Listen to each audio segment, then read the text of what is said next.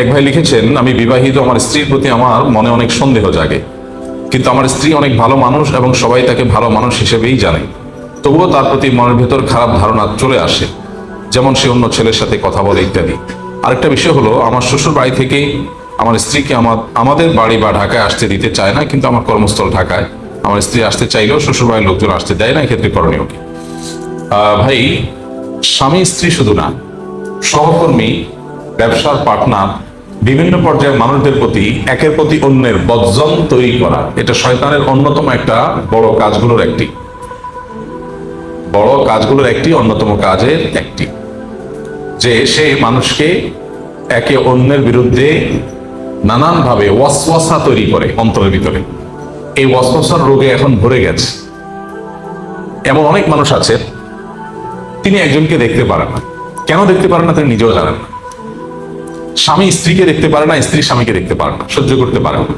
ঘরে ঘরে এখন এই ব্যাধি, ঘরে ঘরে কত শত মানুষ যে আমাদের কাছে এই ব্যাধি নিয়ে আসেন, সেটা কোনো ইয়ত্তা নেই। স্ত্রী স্বামীর সাথে, স্বামী স্ত্রী পরস্পরের সাথে ঝগড়া করেন। কেন ঝগড়া করেন? এত ঠুনকো বিষয়, এটা নিয়ে ঝগড়া করার কথা না। শিক্ষিত, বুঝমান, সমঝদার মানুষ এরপরেও ঝগড়া করেন।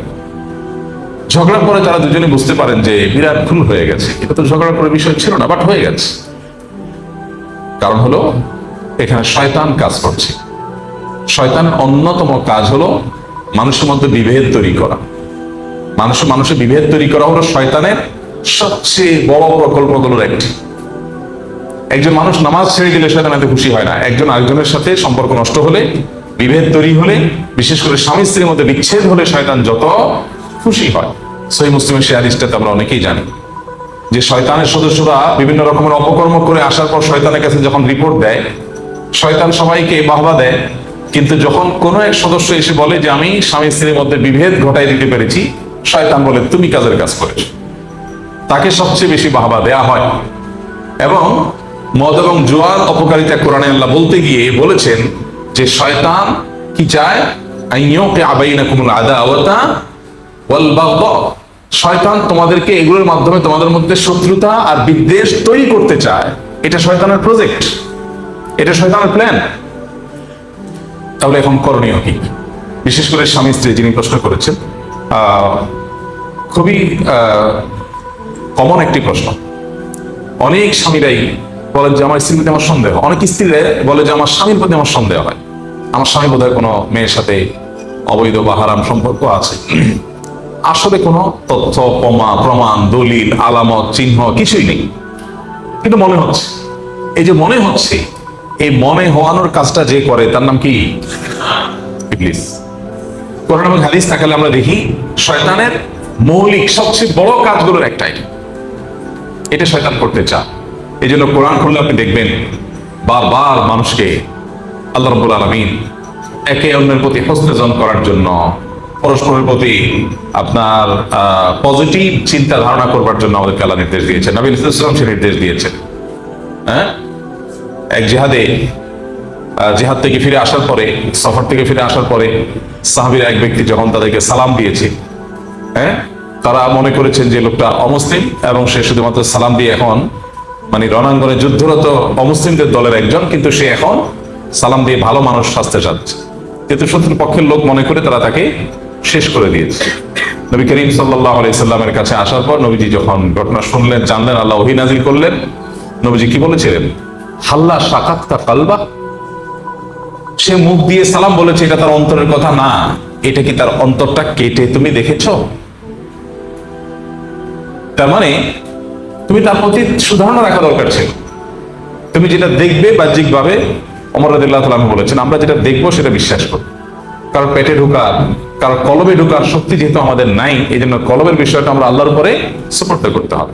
স্বামী স্ত্রীর মধ্যে এই সমস্যাটা টু মাচ কমন। শুধু স্বামী স্ত্রী না, পার্টনারদের মধ্যে, ব্যবসায়িক পার্টনার, দিনী কাজের পার্টনার, বিভিন্ন পার্টনারদের মধ্যে এই জিনিসগুলো অহরহ হয়।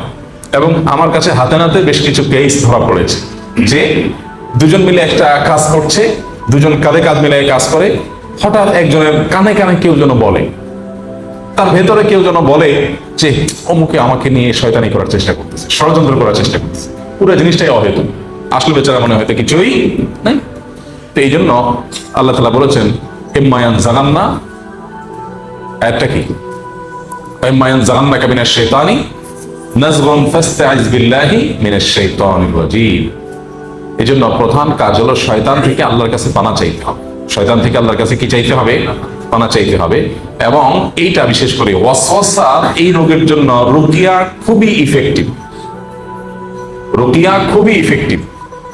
এবং ওয়াসওয়াসা রুকিয়া যদি করা যায়, সেলফ রুকিয়া করতে আমরা উৎসাহিত করব। রাকি দিয়ে রুকিয়া করার চাইতে নিজের রুকিয়া নিজে করা উত্তম।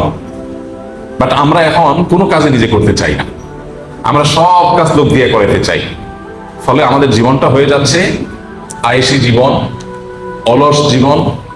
এই জীবনটায় আমরা খুব বেশি মানুষ সুস্থ নই। এর অন্যতম কারণ হলো আমরা পরিশ্রম করতে চাই না, কষ্ট করতে চাই না। রুকিয়াটা নিজেরটা নিজে করাটাই হলো সুন্নাহ। নবী করিম সাল্লাল্লাহু আলাইহি সাল্লাম অন্য মানুষকে রুকিয়া দেওয়াটাকেও সাপোর্ট করেছেন। যেমন ওই যে এক অভিযান শেষে সাহাবীরা ফিরছেন অথবা অভিযানে যাচ্ছেন, তো পথে কোনো একটা গোত্রের প্রধানকে সাপে দংশন করেছে। এক সাহাবীকে ডাকা হলো যে তোমাদের মধ্যে কেউ রাখি আছে কিনা, চাড়ুকারী আছে কিনা। তিনি সূরা ফাতিহা পড়ে ফু দিয়েছেন, লোকটা ভালো হয়ে গেছে। তাহলে অন্যকে দিয়ে ফু দেওয়ানো, এটাও হাদিস দ্বারা সুসাব্যস্ত আছে। বাট নবীজি সাল্লাল্লাহু আলাইহি ওয়াসাল্লাম আমাদেরকে উৎসাহ দিয়েছেন নিজের রুকিয়া নিজে করার জন্য। এখন কথা হলো কিভাবে জানবো, কিভাবে রুকিয়া করবো? কোরআন তেলাওয়াত বিশুদ্ধ করে জানান কিনা, বাস এটুকু যোগ্যতা থাকলেই হলো। এরপরে ওয়াসওয়াসা হয়, আরেকজনের প্রতি মনে বাজে চিন্তা আসে, তাহলে আয়াতগুলো লিখে ফেলান কোন কোন আয়াতে ওয়াসওয়াসা রুকিয়া আছে, সে আয়াতগুলো তেলাওয়াত করেন। বাস রাকি আলাদা কোনো মন্ত্র জানে না যে রাকি পড়লে হবে আপনি পড়লে হবে না, এটা ভুল ধারণা। মনে করি যে রাকি দিয়ে পড়াইলে বোধহয় কাজ বেশি হবে, না, এমন কোনো কথা নেই। নিয়ম মেনে পড়ার আয়াত থেকে রুকিয়া আমরা যে কেউ করতে পারি। তো এইটার জন্য বিশেষ করে স্বামী স্ত্রীর মধ্যে বিভেদ তৈরি হলে রুকিয়া করা দরকার। এবং ওয়াসওয়াসা রুকিয়া ক্ষেত্রে খুব বেশি কার্য